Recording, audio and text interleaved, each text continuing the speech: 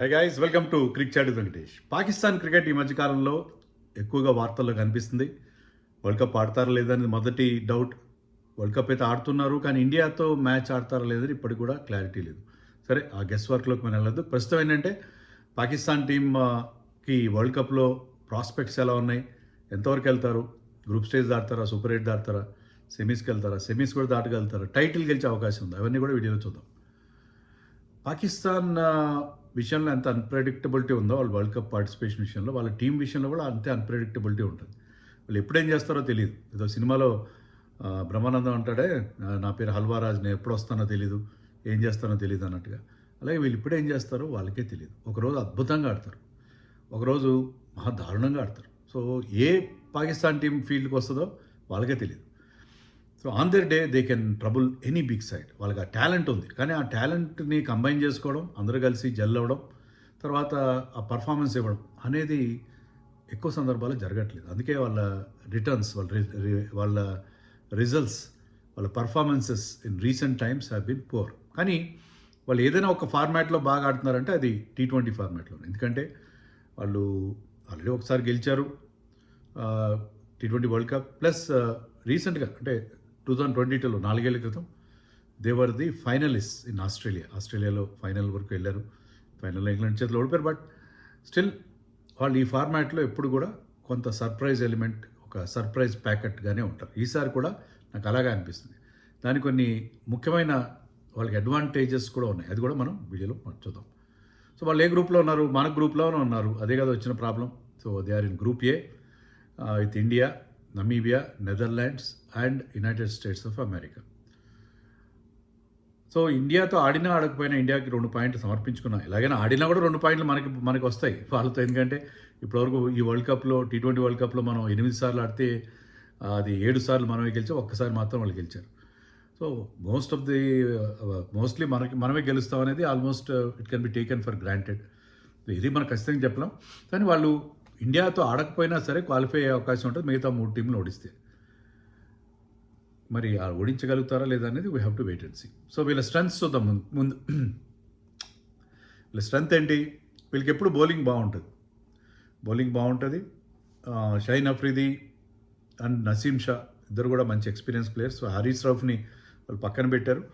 So వీళ్ళిద్దరూ ఉన్నారు కాబట్టి they are very good on their day. Shaheen Afridi ఇటీవల కాలంలో అంతా ఎక్కువ పర్ఫామ్ చేయలేదు. బట్ నసీం షా యంగ్స్టర్, ఇప్పటికీ బాగా బౌలింగ్. ఈవెన్ షైన్ అఫ్రిది కూడా యంగ్స్టరే మన దృష్టిలో ఒక యంగ్గా అనిపించకపోవచ్చు, కానీ అతని ఏజ్ చూస్తే 25 ఉంది ఇప్పటికీ. ఎప్పటి నుంచో ఆడుతున్నారు, కానీ ఇంకా అతని ఏజ్ 25 అంట. సో షైన్ అఫ్రిది అండ్ నసీం షాతో పాటు వాళ్ళకి స్పిన్నర్స్ బోలంతమంది వాళ్ళకి ఉన్నారు. ఎందుకంటే అబ్రార్ ఉన్నాడు, షాదాబ్ ఉన్నాడు, Mohammad Nawaz has the knack of picking wickets.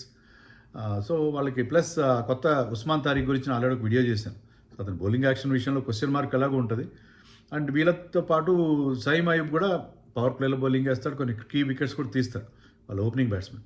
So వాళ్ళకి స్పిన్ ఆప్షన్స్ చాలా ఉన్నాయి. స్పిన్ ఆప్షన్స్ వాళ్ళకి ఎందుకు ఇంపార్టెంట్ అంటే they will play all their matches in Sri Lanka. వాళ్ళు గ్రూప్ స్టేజ్లో కానీ, సూపర్ 8లో కానీ, సెమీస్ కూడా వాళ్ళ సెమీస్ అక్కడే జరుగుతుంది. వాళ్ళకి పొరపాటున ఫైనల్కి వచ్చిన కూడా ఫైనల్ అహ్మదాబాద్లో కాకుండా మళ్ళీ అక్కడే జరుగుతుంది, కొలంబోలో జరుగుతుంది. సో వాళ్ళు అన్ని మ్యాచ్లు అక్కడే ఆడతారు. శ్రీలంకలో యూజువల్గా స్పిన్నర్స్కి అనుకూలమైన పిచ్లు ఉంటాయి. వీళ్ళకి మంచి స్పిన్ బౌలింగ్ అటాక్ ఉంది, అది వాళ్ళకి అడ్వాంటేజ్. మంచి అంటే బ్రహ్మాండమైన స్పిన్నర్స్ ఏం కాదు. షాదాబ్ ఇటీవల కాలంలో పెద్ద బాగా బౌలింగ్ చేయట్లేదు. Abrar is good bowler. Usman Tariq దగ్గర వెరైటీ ఉంది, అతని యాక్షన్ కనుక వాళ్ళ మీద ఇబ్బంది లేకపోతే. అండ్ మిగతా Nawaz picks of wickets. So వాళ్ళకి ఆ స్పిన్ బౌలింగ్లో ఉన్న స్ట్రెంగ్త్ అది వాళ్ళకు ఉన్న. And of course their paces are always good. ముఖ్యంగా షైన్ అఫ్రిది న్యూ బాల్తో తన in swingers, left arm in swing, అది అతనికి ఉన్న పెద్ద అడ్వాంటేజ్. Tall man.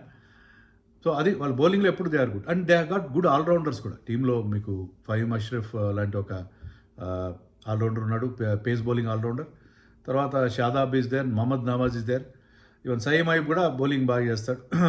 సో వాళ్ళకి ఆల్రౌండ్ టాలెంట్ బాగానే ఉంది. All rounders team is having good number of all rounders. దానివల్ల ఏంటంటే వాళ్ళకి బ్యాలెన్స్ వస్తుంది, బ్యాలెన్స్ వచ్చే అవకాశం ఉంది. ఇంకోటి ఏంటంటే they are playing all their matches in Sri Lanka. దాంట్లో వాళ్ళు 3 మ్యాచ్లు SSC శ్రీలంకలో సిమలా స్పోర్ట్స్ క్లబ్ గ్రౌండ్లో ఆడతారు. సో అది ఇప్పుడు లాస్ట్ టైం మనం ఛాంపియన్స్ ట్రోఫీ ఒకే గ్రౌండ్లో ఆడుతున్నాం, న్యూట్రల్ వెన్యూ కదా, మనం దుబాయ్లో ఆడుతున్నాం, ఈ అడ్వాంటేజ్ అని చెప్పి వాళ్ళు మొత్తుకున్నారు. ఇప్పుడు వీళ్ళకైతే అడ్వాంటేజ్ ఉంది. 2 మ్యాచ్లో ఎన్నో వాళ్ళు ఆర్పిఎస్ కొలంబోలోని ప్రేమదాస్ స్టేడియంలో ఆడతారు. సో అండ్ 2 మ్యాచ్లు పల్లెకెళ్ళిలో ఆడతారు ఒకవేళ సూపర్ 8లోకి వెళ్తే. సో వాళ్ళకి కూడా శ్రీలంకలో ఉంటారు, ఒకే శ్రీలంక మీరు ఎస్ఎస్సిలో ఆడినా ఆర్పిఎస్లో ఆడినా ఒకే హోటల్లో ఉంటారు. పల్లెకెళ్ళే బహుశా వాళ్ళు వేరే షిఫ్ట్ అవ్వాల్సి ఉంటుంది. సో వాళ్ళకి కడుపులో చల్లగాదలకుండా ఒకే ఊర్లో ఉండి అన్ని మ్యాచ్లు మోస్ట్ ఆఫ్ ది మ్యాచెస్ ఆడతారు. ఎక్కువ ఆగ్రహం అంటే ఆ కండిషన్స్తో వాళ్ళకి ఫెమిలియారిటీ అనేది శ్రీలంకలో ఎక్కడైనా వెదర్ కానీ ఈవెన్ పిచెస్ కానీ ఆల్మోస్ట్ సిమిలర్గా ఉంటాయి కాబట్టి వాళ్ళకి అది చాలా పెద్ద అడ్వాంటేజ్, చాలా చాలా పెద్ద అడ్వాంటేజ్. అంటే న్యూట్రల్ వెన్యూ చూస్ చేసుకున్నందుకు అదే లాస్ట్ టైం మనకి అడ్వాంటేజ్ వచ్చింది, ఇప్పుడు వాళ్ళకి అడ్వాంటేజ్ వచ్చింది. అది వాళ్ళకి ఉన్న మరొక అడ్వాంటేజ్. ఇంకొక అడ్వాంటేజ్ అంటే వీళ్ళకి వాళ్ళ సూపర్ 8 ఈజీ గ్రూప్లో ఉన్నారు. మనలాగా they are not combined with Australia and South Africa. వాళ్ళ గ్రూప్లో New Zealand is there, England is there, Sri Lanka is there and ఈ మూడింటితో పాటు అంటే వాళ్ళందరూ వస్తే సూపర్ 8 క్వాలిఫై అయితే మోస్ట్ లైక్లీ వాళ్ళే క్వాలిఫై అవుతారు కాబట్టి ఆఫ్ఘనిస్తాన్ కూడా ఛాన్స్ ఉంటుంది. సో వాళ్ళకి ఇంగ్లాండ్ న్యూజిలాండ్ కంటే కూడా సబ్ కాంటినెంటల్ కండిషన్స్లో వాళ్ళు ఎక్కువ రాణించే అవకాశం ఉంటుంది. ఎందుకంటే మీకు అక్కడ 160, 170 స్కోర్స్ ఉండే పిచ్చులు ఉంటాయి కాబట్టి ఇక్కడ వాళ్ళకి, ఎందుకంటే వీళ్ళకి మేజర్ ప్రాబ్లం ఏంటంటే స్ట్రైక్ రేట్ ప్రాబ్లం ఉంది వీళ్ళ విషయంలో. అందుకని 160, 170 లో స్కోరింగ్ కాబట్టి శ్రీలంకలో పిచెస్ లోగా ఉండే అవకాశం ఉంది. Particular towards the end of the season కాబట్టి సీజన్ అక్కడ కూడా ముగుస్తుంది. సీజన్ ఎండింగ్లో పిచ్లు కూడా బాగా తకాయించిపోయి ఉంటాయి. హైదరాబాద్ భాషలో చెప్పాలంటే బాగా టైర్డ్ పిచ్చెస్ మీద ఆడతారు. అలాంటి పిచ్చెస్ మీద స్లో అండ్ లోగా బాల్ ఉండే అవకాశం ఉంది కాబట్టి పెద్ద స్కోర్లు రాకపోవచ్చు. అది వాళ్ళకి అడ్వాంటేజ్ అవుతుంది. ఇలాంటి పిచ్ల మీద ఇంగ్లాండ్ న్యూజిలాండ్ టీమ్స్ స్ట్రగుల్ అయ్యే అవకాశం ఉంది. సో వాళ్ళు ఉన్న గ్రూప్ ఈజీ. ఆ గ్రూప్లో కూడా వాళ్ళు because they play in Sri Lanka వాళ్ళకి అడ్వాంటేజ్ ఉండే పరిస్థితి మనకు కనిపిస్తుంది. సో ఇంగ్లాండ్ న్యూజిలాండ్ని అక్కడ ఆడతారని కాదు, కానీ వాళ్ళకంటే వీళ్ళు శ్రీలంక కానీ పాకిస్తాన్ కానీ because they play their matches in Sri Lanka వాళ్ళకి అడ్వాంటేజ్ ఉండే అవకాశం మనకు కనిపిస్తుంది. సో ఇది వాళ్ళకున్న ఫ్యూ అడ్వాంటేజెస్. డిసడ్వాంటేజ్ అంటే ఇన్కన్సిస్టెన్సీ. వాళ్ళ బ్యాటింగ్లో ఆ కన్సిస్టెన్సీ లేదు, ఎవరెప్పుడు ఎలా బాగా ఆడతారో తెలీదు. వాళ్ళ కంట్లో ఇటీవల కాలంలో ఒక ఎక్సైటింగ్ టాలెంట్ ఎవరిని ఎమర్జ్ చేయారంటే సయీం అయ్యూబ్ ఒక్కడిని చెప్పుకోవాలి. బౌలింగ్లో నసీం షా అని చెప్పుకోవాలి. అంతే తప్పిస్తే వాళ్ళకి కొత్తగా ఎవరు మంచి టాలెంటెడ్ ప్లేయర్స్ రావట్లేదు. పిఎస్ఎల్ జరుపుతున్నారు, అయినా కూడా వాళ్ళకి మంచి టాలెంట్ ఏమి ఎమర్జ్ కాని పరిస్థితి మనకి కనిపిస్తుంది. సో వాళ్ళ దాంట్లో ఆ ఇన్కన్సిస్టెన్సీ అలానే ఉంది. ఇన్ని అడ్వాంటేజెస్ ఉన్నా సరే, వెన్యూ సంబంధించి వాళ్ళకి చాలా అడ్వాంటేజ్ ఉన్నా, బట్ ఆ ఇన్కన్సిస్టెన్సీ అనేది వాళ్ళకి పెద్ద డ్రాబ్యాక్గా కనిపిస్తుంది. రెండోది ఏంటంటే స్ట్రైక్ రేట్స్. మీకు 130 స్ట్రైక్ రేట్లో ఉన్న వాళ్ళు ఎవరు ఓవరాల్ అంటే వాళ్ళు T20 international 130 strike rate Saim Ayub and మరొక ఓపెనర్ ఫర్హాన్, ఇద్దరికి మాత్రమే 130స్లో స్ట్రైక్ రేట్ ఉంది. మిగతా మీకు బాబర్ తీసుకోండి, సల్మాన్ ఆగా వాళ్ళ కెప్టెన్ తీసుకోండి, ఉస్మాన్ ఖాన్ తీసుకోండి, వీళ్ళందరూ ఫకార్ జమాన్, వీళ్ళందరూ స్ట్రైక్ రేటు 120 బిలో ఉంది, 110, 115 ఆ రేంజ్లో ఉంది. సో స్ట్రైక్ రేట్స్తో వాళ్ళకి ఇష్యూ. అంటే ఇప్పుడు మోడర్న్ T20 గేమ్కి తగిన స్ట్రైక్ రేట్స్ వాళ్ళకి లేవు. సో అది వాళ్ళకి పెద్ద డిసడ్వాంటేజ్ అవుతుంది. బట్ దానికి టు సర్టన్ ఎక్స్టెంట్ మనం ఇందాక చెప్పినట్టు శ్రీలంకలో ఆడతారు కాబట్టి అది కవర్ అయ్యే అవకాశం ఉంది. కానీ శ్రీలంకలో కనుక ఫ్లాట్ పిచెస్ దొరికితే ఈ స్ట్రైక్ రేట్తో వెళ్తే వాడు ఎలా గెలిచే అవకాశం ఉంటుంది. తర్వాత they are very poor fielding unit, fielding కూడా సరిగ్గా చేయరు. సో వాళ్ళకి చాలా డిసడ్వాంటేజెస్ మనకు కనిపిస్తున్నాయి. నేను చెప్పిన 3-4 కారణాలే, కానీ ఆ ఇన్కన్సిస్టెన్సీ వాళ్ళకి మెయిన్ థింగ్. వాళ్ళ బ్యాటింగ్లో తగినంత బలం లేకపోవడం, మంచి ఎక్సైటింగ్ టాలెంట్ లేకపోవడం. So they are not looking that great in this World Cup. వీళ్ళకి తురుపు ముక్క ఎవరు? బాబర్ కాదు. ఎందుకంటే బాబర్ని ఎందుకు ఆడిస్తున్నారంటే, నేను ఇంతకుముందు కూడా వీడియోలో చెప్పాను, శ్రీలంకలో మ్యాచ్లో ఆడుతున్నాం, శ్రీలంకలో లో స్కోరింగ్ ఉంటుంది. బాబర్ స్ట్రైక్ రేట్ అక్కడ పెద్ద ఇష్యూ కాదు. తన క్లాస్, అతను మిడిల్ ఆర్డర్లో ఆడతాడు. మిడిల్ ఆర్డర్లో ఆడి ఇన్నింగ్స్ని కంట్రోల్ చేస్తాడు. ఈ will be like A glue, అంటే ఒక షీట్ యాంకర్ లాగా ఆడిస్తామని చెప్పి మైక్ హసన్ వాళ్ళ coach, is a very good coach, very thinking coach. అతను ఎప్పుడు ఫస్ట్ క్లాస్ క్రికెట్ కూడా ఆడలేదు, but I met him several times, he's interacted with him. Is very very good thinking and చాలా మంచి analytical brain ఉంది అతనికి. So mic Hasan strategy ఏంటంటే, బాబర్ ఇలాంటి పిచ్ల మీద శ్రీలంకలో ఆడుతున్నాం కాబట్టి అతను ఈజ్ ఆఫ్ గ్రేట్ వాల్యూ అని అతను భావించాడు. సో మరి బాబర్ ఏం చేస్తాడో చూడాలి. బాబర్ ఫ్లేట్ ఏ ఫార్మాట్లో పెద్ద గొప్ప ఫామ్లో, బిగ్ బ్యాష్లో అయితే అతని ఫామ్ మీద చాలా జోక్స్ కూడా వచ్చినాయి. But Babar is a class player anyway, that we have to accept. So అది బాబర్ కాదు, నా ఎక్స్ ఫ్యాక్టర్ వీళ్ళ టీంలో ఎవరంటే Saim Ayub is very good, very very talented youngster. అతని దగ్గర ఫియర్లెస్నెస్ ఉంది. సో అతను కనుక మంచి స్టార్ట్ ఇవ్వగలడు, వాళ్ళ టీంకి మంచి స్టార్ట్ ఇస్తే దాని మీద మిగతా వాళ్ళు ఆల్రౌండర్స్ అందరూ బిల్డప్ చేసే అవకాశం ఉంది. వీళ్ళ టీం ఒకసారి చూద్దాం. టీంలో సల్మాన్ అలీ ఆగా వాళ్ళ కెప్టెన్, బాబర్, ఫహీమ్ అష్రఫ్, ఫకార్ జమాన్, అబ్రార్ అహ్మద్, నఫే అని వికెట్ కీపర్ ఉన్నాడు, మొహమ్మద్ నవాజ్, సల్మాన్ మీర్జా, నసీం షా, షాహిబ్జాదా ఫరాన్, సయీం అయూబ్, షాహిన్ షా అఫ్రీది, షాదాబ్ ఖాన్, ఉస్మాన్ ఖాన్ అండ్ ఉస్మాన్ తారిక్. మరి అతని యాక్షన్ అప్రూవ్ అవుతుందా, దాని మీద కాంట్రవర్సీ, పాకిస్తాన్ అంటే కాంట్రవర్సీ ఏదో రకంగా. సో అతన్ని అంపైర్స్ కాల్ చేస్తారా, రిపోర్ట్ చేస్తారా, that we have to wait and see. So అతని యాక్షన్ మీద అందరికీ, ప్రతి ఒక్కరికి చాలా అనుమానాలు ఉన్నాయి.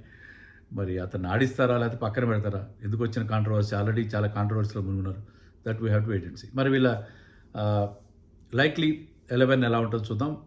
షాహిబ్జాదా ఫర్హాన్ అండ్ సయీం అయూబ్ ఓపెన్ చేస్తాను అనుకుంటున్నాను. Fakhar Zaman is opening option, but వీళ్ళిద్దరూ అయితే వాళ్ళు ఎక్స్ప్లోజివ్ స్టార్ట్ ఇచ్చే అవకాశం ఉంది. వాళ్ళిద్దరు కూడా అగ్రెసివ్గా ఆడతారు youngsters. So Farhan and Ayub open చేస్తారు అనుకుంటున్నాను. 3లో వాళ్ళ కెప్టెన్ సల్మాన్ అలీ ఆగా ఆడతాడు, 4లో బాబర్, 5లో ఫకర్ జమాన్ ఆడొచ్చు, లేదంటే ఉస్మాన్ ఖాన్. అంటే కీపింగ్, ఫర్హాన్ కూడా కీపింగ్ చేస్తాడు. లేదంటే మనకి ఒక రెగ్యులర్ కీపర్ కావాలంటే they can go for Usman Khan and Fakhar జమాన్కి అప్పుడు అవకాశం ఉండదు. Faheem Ashraf I think will bat at number 6, 7లో మొహమ్మద్ నవాజ్, 8లో షాదాబ్ ఖాన్, 9లో నసీం షా, 10లో షాహిన్ షా అఫ్రీది, 11లో ఉస్మాన్ తారిక్ అనుకుంటున్నాను. ఉస్మాన్ తారిక్ ఆడిస్తారు లేదా, we have to wait and see. మరి పాకిస్తాన్కి ఛాన్సెస్ ఏంటి? ముందుగా వాళ్ళు గ్రూప్ స్టేజ్ దాటాలి. ఎందుకంటే ఇండియాతో మ్యాచ్ వాళ్ళు పర్ఫీట్ చేసుకుంటే కనుక వాళ్ళ నెట్ రన్ రేట్ 0 అయిపోతుంది. లాస్ట్ టైం కూడా వాళ్ళు మన 2 years బ్యాక్ యుఎస్ఏలో జరిగిన వరల్డ్ కప్లో అమెరికన్ టీం చేతిలో ఓడిపోయారు. సో ఈసారి కూడా అలాంటి ప్రమాదం ఏమైనా జరిగితే ప్లస్ నెట్ రన్ రేట్ ఇండియాతో 0 ఉంటుంది కాబట్టి వాళ్ళు గ్రూప్ స్టేజ్లోనే తోకముడిచే ప్రమాదం కూడా ఉంటుంది. సో వాళ్ళు తీసుకునే నిర్ణయం వల్ల వాళ్ళకి చాలా నష్టాలు జరిగే అవకాశం ఖచ్చితంగా మనకు కనిపిస్తుంది. But they have a chance. మనం చెప్పుకున్నట్టుగా వాళ్ళకి ఆ కండిషన్స్ని ఉపయోగించుకుంటే వాళ్ళకి టాలెంట్ ఎలాగ ఉంది, they can be a dark horse in this World cup. Semis కూడా వెళ్ళే అవకాశం ఉంటుంది. సెమీస్ బియాండ్ వెళ్ళే ఛాన్స్ అయితే నాకు ఏమాత్రం కనపట్లేదు. సెమీస్ వరకు వస్తే చాలా గ్రేట్. సూపర్ 8కి అయితే వెళ్తారు, సూపర్ 8లో క్వాలిఫై అయిపోయి సెమీస్కి వెళ్తే గ్రేట్. కానీ సెమీస్ దాటం అనేది చాలా కష్టంగా నాకు కనిపిస్తుంది.